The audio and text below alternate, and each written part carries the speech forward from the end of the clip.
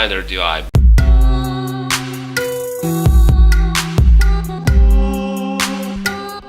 This video is going to be about Traps Assassin, despite the video being called Assassin, and I will get into this why it is so a bit later in the video. You can of course see on the screen the table of content, and all the timestamps are in the description below if you want to jump to a specific topic. So without a further ado, topic number 1, why play Assassin in hardcore? Well, I might be a titties person, but 2 asses are better than why play Assassin in hardcore. She's the second safest class in Diablo 2, first one being Necromancer. Assassin has amazing crowd control, primarily in Mind Blast, but also with Cloak of Shadows. She has a Shadow Master for the meat shield, although it's fairly weak compared to what other classes have, like Valkyrie. She also has the longest range out of all classes, and lastly, she has a built-in all resistances and damage reduced by %, just to round things up. All of that make Assassin new player friendly, her mechanics aren't too complicated, and your skill rotation is pretty much the same all the time. So why play Trapson over something like Martial Arts Assassin or Hybrid or whatever else people come up with? The problem with Martial Arts Assassins is that they require pretty expensive gear to make it viable. As a melee character in hardcore, you want some sort of tankiness, and apart from Fade and smallish defense increase from Cloak of Shadows, it's around 50% temporarily, Assassins don't have much going for them. Unlike other melee characters, her melee attacks are interruptible, so you need to have faster hit recovery. You also care about faster cast rate, because you won't be able to quickly cast Mind Blast in crucial situations. You also don't have built-in increased attack speed, unless you use Burst of Speed, but then you lose a shit ton of free resistances and damage reduction. So summing things up, melee Assassin needs just about every single mod, while other classes only need half of them. And therefore, without great gear, you will not reach required breakpoints to make Martial Arts Assassin viable. And by breakpoints, I do mean a bit broader, in a broader sense than just faster cast rate, faster hit recovery. I also mean reaching sufficient damage, defense, health pool. Trapson, on the other hand, has sufficient damage without too many plus skills and doesn't need half of these mods. How does your skill distribution look like? Max out Lightning Sentry and Death Sentry first, then move on to the Fire Blast, because it's an amazing skill to take care of all the lightning immunes, and in the late game you will have somewhere around 2000 to 4000 damage on your Fire Blast, and that will be more than enough to take care of all immunes. Depth Sentry to some extent can also take care of immunities, but it's not so reliable, so you will be still using Fire Blast a lot. Of course, 0 points in martial arts, and Shadow Disciplines is probably the most interesting part, because there's a couple of debates going there. So first one is Burst of Speed or Fade, and I can understand using Burst of Speed for softcore, but for hardcore, Fade is the clear winner to me, especially if it's your first or second character only. It will provide you with around 50 all resistances and 10% damage reduction, which is amazing, really. It leaves you so much space in your gear to maximize your damage output. Also, do not forget the reduced curse duration by roughly 70%. It's a pretty big deal in hardcore when all those amplified damages wear off in a couple of seconds, and you don't need to go back to town all the freaking time. Besides, increased attack speed isn't that useful on Trapson unless you're, dueling, and I will get into more detail later in this video, specifically when I'm talking about gear. Either way, all you need is 1 point in Fade. Second debate is Shadow Warrior or Shadow Master. Again, I don't think there's much debate, because Shadow Warrior has no resistances. He will die in a matter of seconds in hell difficulty, while Master can actually soak up a bunch of hits. Still, it's one of the weaker summons in the game, so you need to spend like 5 to 10 points into Shadow Master depending on how many plus skills you have on your gear, so essentially how good your gear is.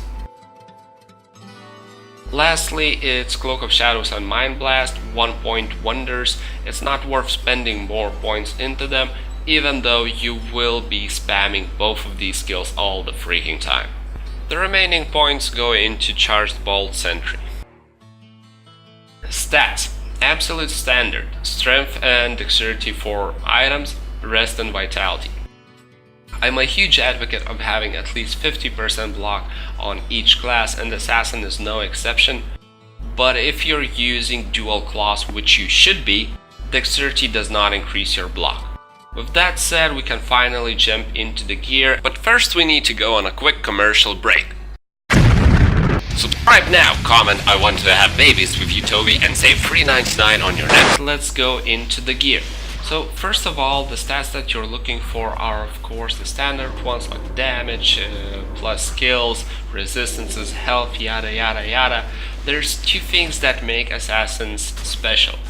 First of all, you do not need to reach certain breakpoints to be viable, like a sorceress needs to reach 105% faster cast rate breakpoint. Secondly, assassins' spells rely on both faster cast rate and attack speed.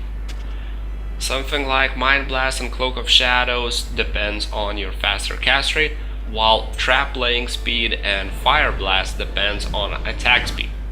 And there's also a cool trick that you need to equip your faster claw on the left above gloves.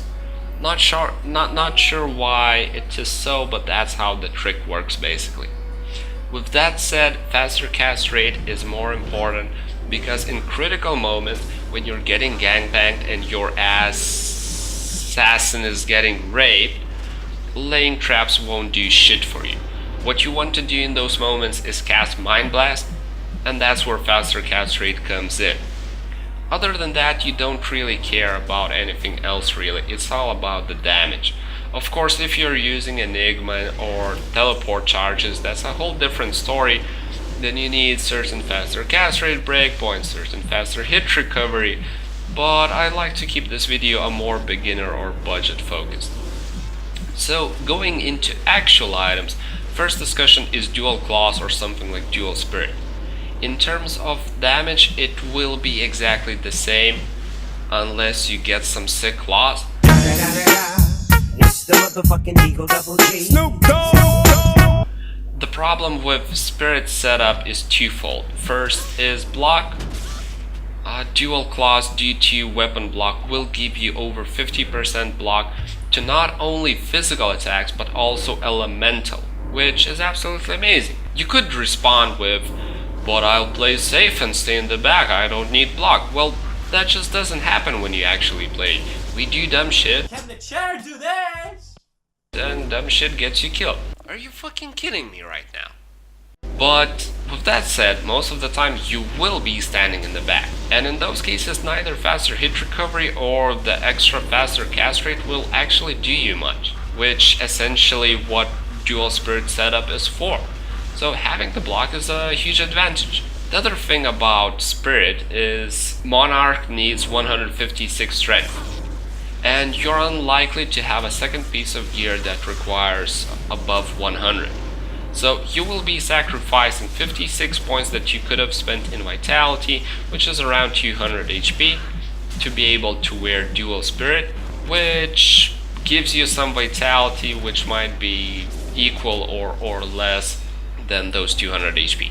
You can also get pretty decent claws quite easily. I just finished shopping Annie like 500 times for no good reason, and I was able to get 12 claws that are at least 2 to assassin skills or 3 to traps, and a couple of them even had some additional mods like 20 increased attack speed or 30 increased attack speed. So roughly in 30 minutes you should be able to shop at the worst case scenario 2 claws with at least 2 assassin or 3 to traps.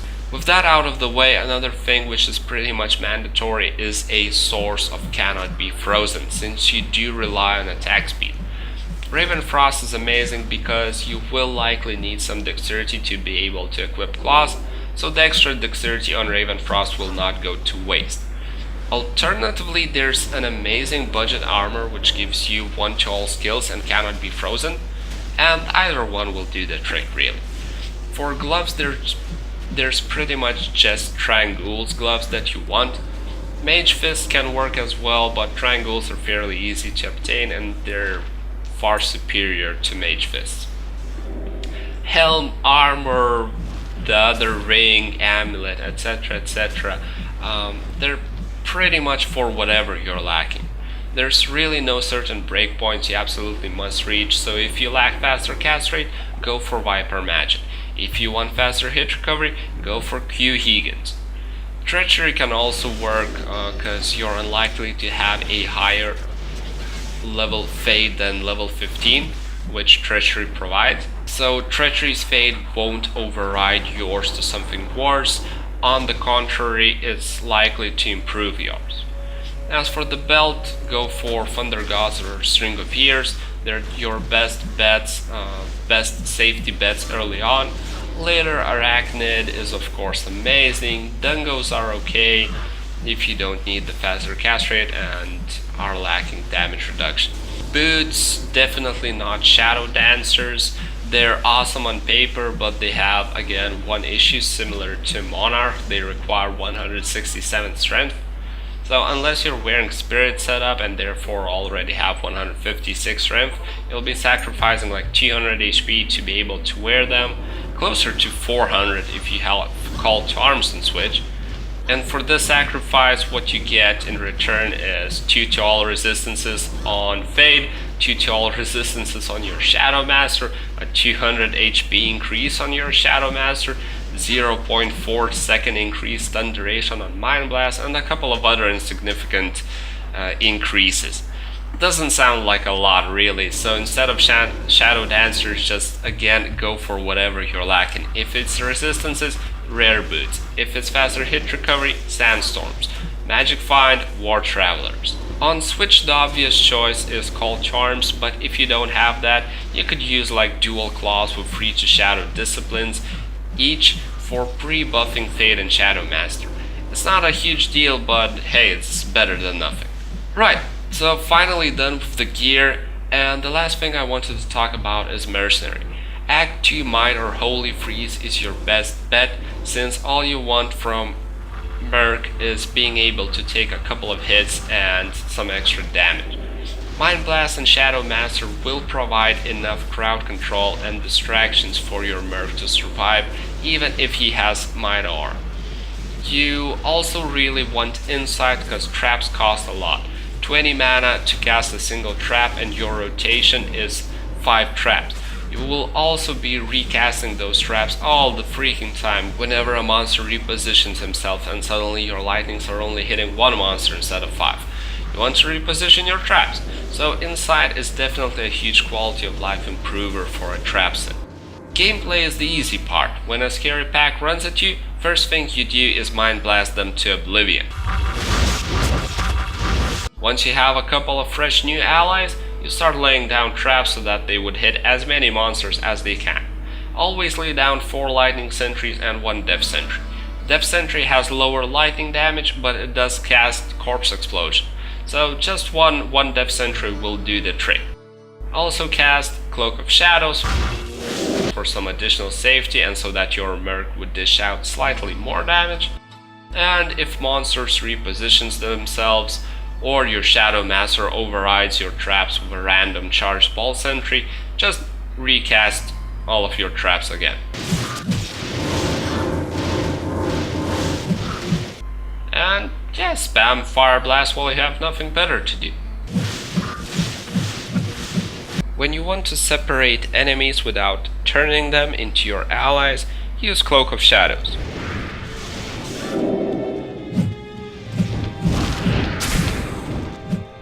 Finally, use traps to scout new areas so that you wouldn't run into a stupid pack with sick mods just head on. That's it for the gameplay. That's it for this entire video. I hope you folks enjoyed it. Please do let me know if I missed out on some crucial info somewhere in this video. Feedback is always much appreciated. And yeah, thank you folks for watching. Have a lovely day, and hope to see you in my next video. Cheers! Hey, it sounds just like you smashing that subscribe button after seeing this video.